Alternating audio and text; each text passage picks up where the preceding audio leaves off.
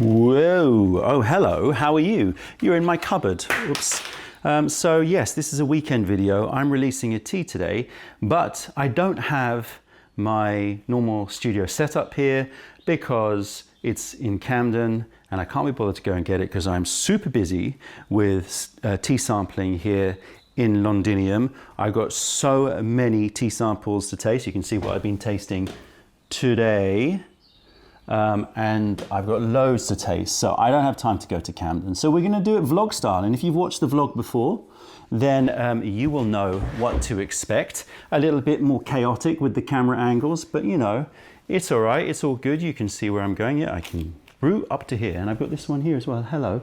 Right, so today we're going to be launching a new ripe PuErh. Hooray! Celebrations to everybody out there, because you know the score. A lot of people have been waiting for a ripe PuErh release. It's been ages. Adrian has been banging on at me for the past, every time I see him, when are you going to release a ripe? I'm like, yeah, I just got too much to do. Anyway, here it is. The follow-up to Black Yunnan Tor tea, although it's a completely different tea, so don't think of it like that. Just think of it as a ripe tea that we have in these more easy to carry around format. You can see the stylings of it. It's a square shape, 8 grams square shape. I don't have a name for it yet. I'm going to taste it with you. We're going to come up with a name either during this tasting or afterwards, depending on how inspired I feel. Are you hearing me? Is everything going okay? Still a bit jaunty, but I'll fix that in post. Deep. All right. Let's just go. So we're going to scope this tea. This just says PuErh tea on it. This is a 2017 tea. Spring 2017, cultivar Daiyezhong, origin Menghai in Yunnan. Picking is going to be a bud and up to 2 leaves, and the elevation's I want to say 1,600 meters. I may be wrong, but I think it's that. All right, let's heat up this tea. We're going to give it a taste. Black Yunnan Tor has been a staple at Mayleaf, previously China Life, when we were called China Life, and then Mayleaf for decades. We changed it a couple of times, but they were always really, really popular. Tor teas from the 90s or from the 90s.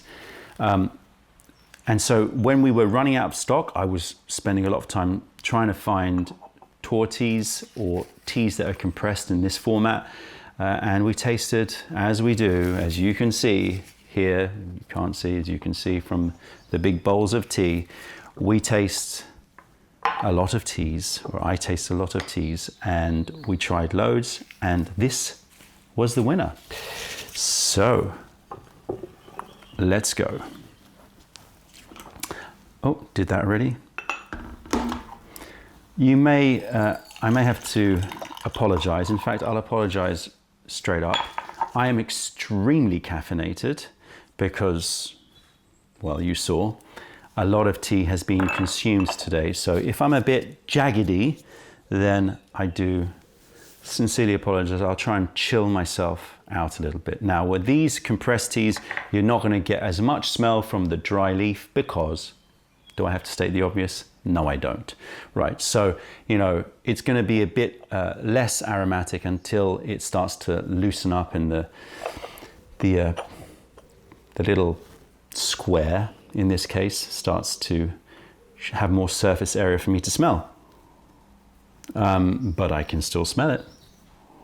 I am getting chocolate and vanilla. And a touch of foresty wood, but mostly like I'm smelling chocolate and vanilla pudding. I'm seeing those cold puddings that have layers of chocolate and vanilla. You know, vanilla sauce, vanilla pudding and chocolate pudding. Amazing, beautiful, so comforting and sweet and so childlike as well. Yeah, you can have a little peek since I've got this camera right in front of my face. So this camera is normally the camera that I use to film, and then the camera that has the super long lens is at work plus all the tripods and lights, and I can't be bothered. But this does the job. Oops, sorry, getting emails. Why don't I turn off my computer down here? Sorry, totally unprepared. Because I've got a lot more tasting to do. So chocolate, vanilla, is there anything else? A little, as I said, a little woody note.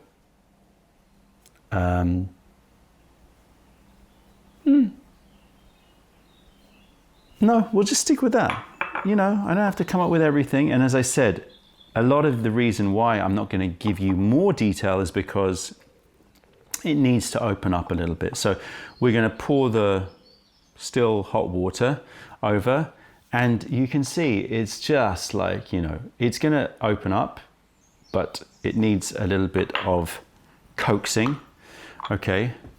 And with these kinds of teas, usually the first few infusions are going to be lighter, just similar to like Nug, Lao Chao Tou. You know, you're going to get more of a stronger extraction in infusions 3 onwards, 4 onwards, etc. Okay, let's have a sniff of the wet leaf. Instantly loads more information, even though it is still just opening up. So I'm getting chocolate brownies, extremely chocolatey, this tea. Chocolate brownies, I'm getting vanilla ice cream. It's so good. I'm getting a touch of cherry. Yeah, like a cherry cough sweet. I'm getting some dried orange peel. I'm getting a slight savory note. I want to say celery salt. In fact, would that work? Chocolate brownie just with that little dusting of celery salt? A tiny dusting. That little herbaceous piquancy. I'm going to give it another rinse with boiling water, because that water had cooled down quite a lot, even though that wasn't boiling water either. It was 93 degrees. But just because I feel like it needs to have a bit more action to it. And this tea will have plenty to give, so you don't have to worry about, like, am I throwing away tea? Of course, drink it if you want. Oh yeah, okay. So some non-food notes are coming out, like the woods I talked about. It's like a woodwork studio. Some vinyl. Not so much leather, more vinyl. And then, it's modeling clay, plasticine, modeling clay. There's a particular smell. All of these notes might raise some eyebrows amongst people who are not drinking a lot of these kinds of teas, because we're like, oh, I don't want to drink vinyl and plasticine, etc. But this is part of the joy, that you can have all these interesting non-food notes that you smell, and you can actually drink them, and it's not bad for you. But of course, it's all in balance, because there's plenty of chocolate. The cherry cough sweets are coming through. In fact, we'll stick at cherry cough sweets. Just simple light brown sugar. So there's a real like sugared, fudgy, I wouldn't say, you could throw fudge in there as well. So vanilla fudge, brown sugar, brownies, vanilla ice cream, and then it moves to the cherry cough sweet, and then that links to the vinyl, the woodsiness, the wooden resininity, resinousness, is that? I told you I'm caffeinated. And then light brown sugar. And there's also a cleanliness about it that is reminiscent of laundry. Yeah, fresh laundry. Or freshly washed clothes that hasn't been dried yet, but it's still wet, but it's got that laundry fresh smell. Ah, beautiful. Beautiful. Right, can you see this? Let's try and make things half decent. Get that in focus. It should be. I can't really see, but it's where the focus should be. And we're gonna not pour directly on it. I'm gonna pour around it. And we're going to have a nice lighter first brew. You can see that it's already breaking apart.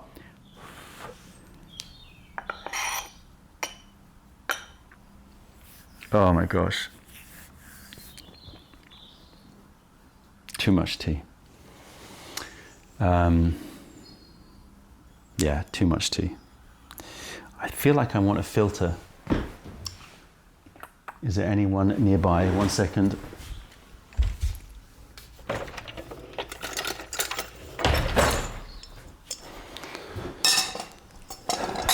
Filter on. Right.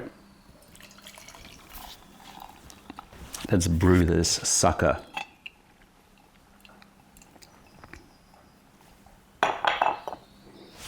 Ooh. Oh yeah, all of these like fruity and spicy notes are coming out. The celery salt is really popping. I love that smell. And then the brownies and the fudge. That's a great combination. The modeling clay. Ah, yeah, it's really starting to open up and sing. The color is like this. Well, at the moment, it's still a bit lighter than it probably will be. It's like a ale brown, like a dark brown, you know, those dark ales. Right, this is a new cup that we just, well, I say it's just in. I don't know if I'm gonna have a chance to release it at the time that I release this, because I've got to like go and photograph it, etc. It's all me. You'd have thought by now that I'd have people doing all this stuff, but let's not talk about that. Okay. Cheers, everybody. Texture. Soft, smooth, oily, velvety, medium thick. Oh, but so soft and so smooth. Yeah, velvet. Pure dessert-like comfort going on here. Really comforting, so sweet, immediately very sweet. Loads of those brown sugars. Like, yeah, brown sugar syrup. Oh, the vanilla ice cream is so present. Marshmallows, vanilla, yeah, sweet marshmallow, vanilla-y marshmallows and vanilla ice cream mixed in with chocolate brownies. And then as it develops, more of the fruit, the cherry cough sweets, it's more like a cherry ripple. So imagine you've got like cherry ripple chocolate brownie with vanilla ice cream, marshmallows. So sweet, so chocolatey. And it comes in these, you know, that format makes me feel like I want to reference chocolate in the name, or is that might be a bit too lazy? Because you know what I mean, it has this, that looks like a piece of chocolate, doesn't it? Oh, the aftertaste is so reminiscent of cream soda. Cream soda. Wow, so creamy. Both in the mouthfeel being really like oily and soft. And then the taste and the aftertaste is marshmallows and cream. Cream soda. A touch of malted barley, like a little bit of malt as well there. So there's sweetness of like malted barley. Is it bready? No, we'll stick with just like brownies. So it's like malted barleys, brownies, cherry ripple, marshmallows, vanilla ice cream, cream soda, the woods, the clay, touch of vinyl, dried orange peel. In fact, hard orange candies. Actually, it reminds me of Lucozade. I don't know what flavor that's meant to be. Is it meant to be orange? If you've ever had Lucozade, maybe that's just a British thing. It's a soft drink. I won't put it in, but those of you who know Lucozade, it's like an orange flavor, but it's not that orangey. Oh, does that make sense? This tastes like orange flavored hard candy as an aftertaste with cream soda, almost orange creamsicle like, but very vanilla-y indeed. A slight biscuity note as well. So yes, the malted barley and slightly biscuity. So you're getting chocolates, marshmallows, bit biscuity, vanillas, cherry ripples. It's like a sundae. Sundae PuErh? No, it doesn't make sense. Wow, it's so sweet, so delicious. It was, and it's such a clear winner when I tasted it, when I was trying to find this this tea, and it was sort of win. Did not look back. Are you heating up? People complain about the fact that this kettle is too loud. I don't know what to say to you people. I know I've got to boil water while speaking to you. Sometimes I put the kettle really far away to try, but then I'm like reaching to get to it. Need to find some acoustically treated kettles. I wonder if they do that in like kitchens, like, you know, cooking shows on television, whether or not they've got special kettles out there. T-shirt, find your sunshine. Just as a reminder to everybody out there, find your sunshine, because the state of the world can make it hard to find your sunshine. So remind yourself, and it's a sunny day today, very sunny day. You want to see? I can do that because I've got a vlog camera. It is a sunny day, and now I'm really jaunty. No, that was a mistake. Mental note, don't touch the camera once you've set it up.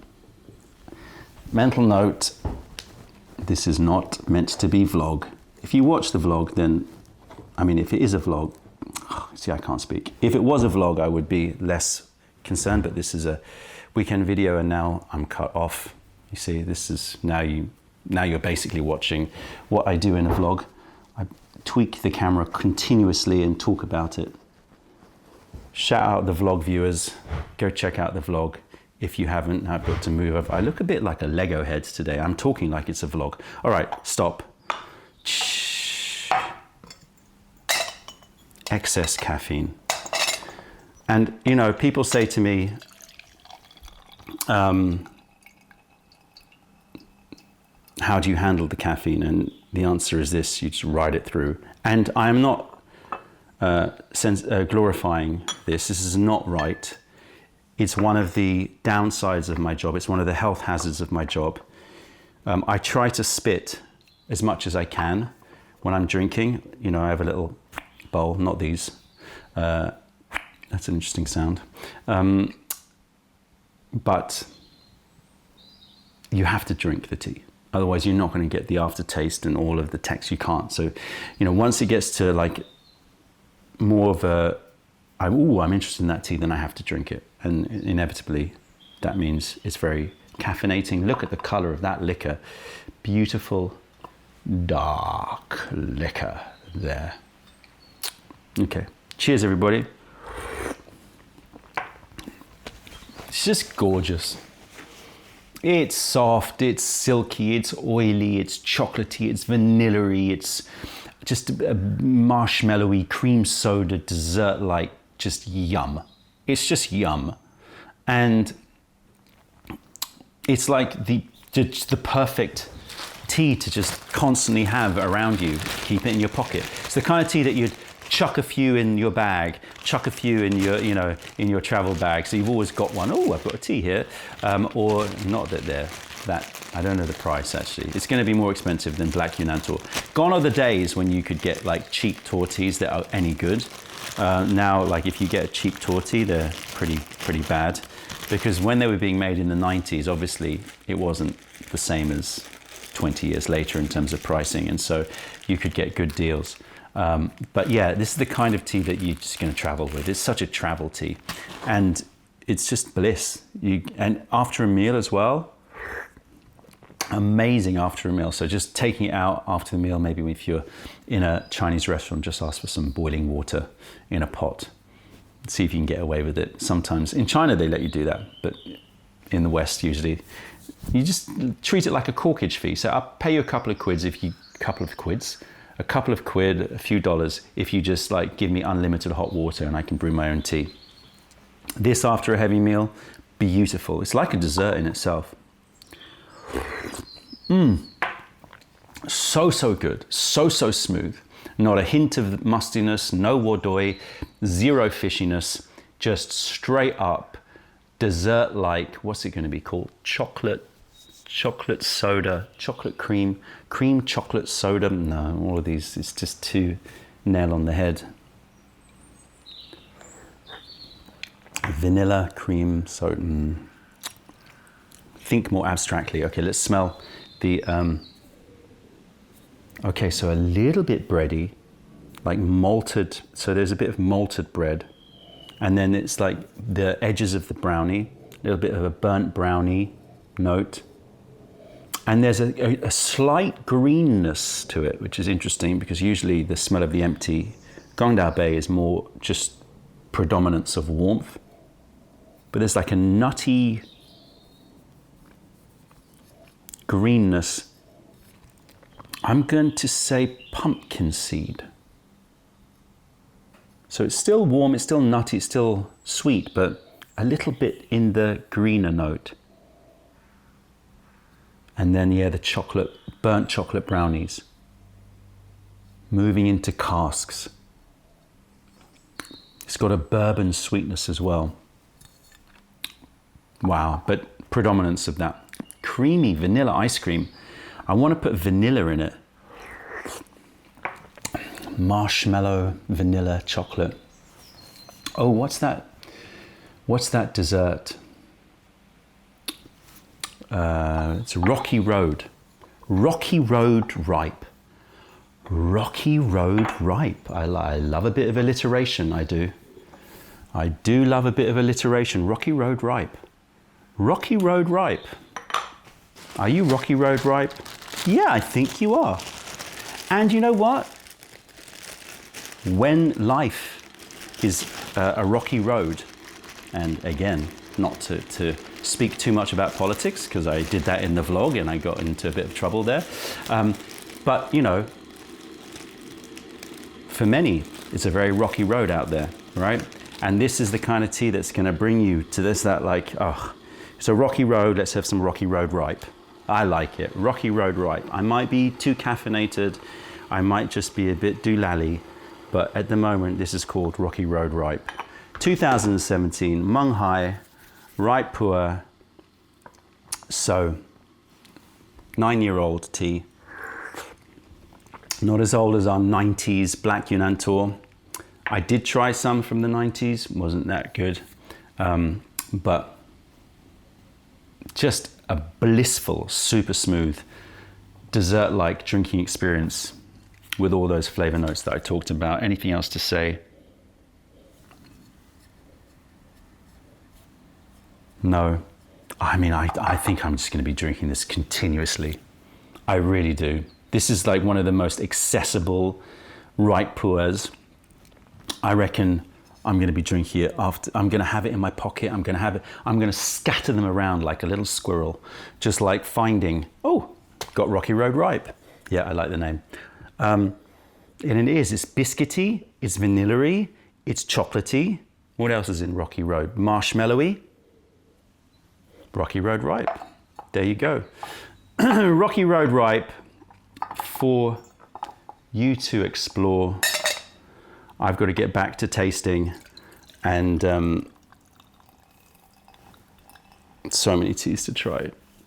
I'm getting through it though. One more sip of this, and then I'll save this, and I will have a few more. There's no point in me doing body sensation on this tea, as you can figure out already, because I'm wasted already. So I'm going to have to sit back and see, but it's going to be digestive, of course. But the taste just makes it super comforting. It is your best friend.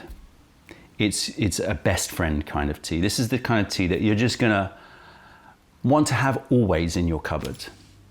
At times when the road gets rocky, but even when times are great, right?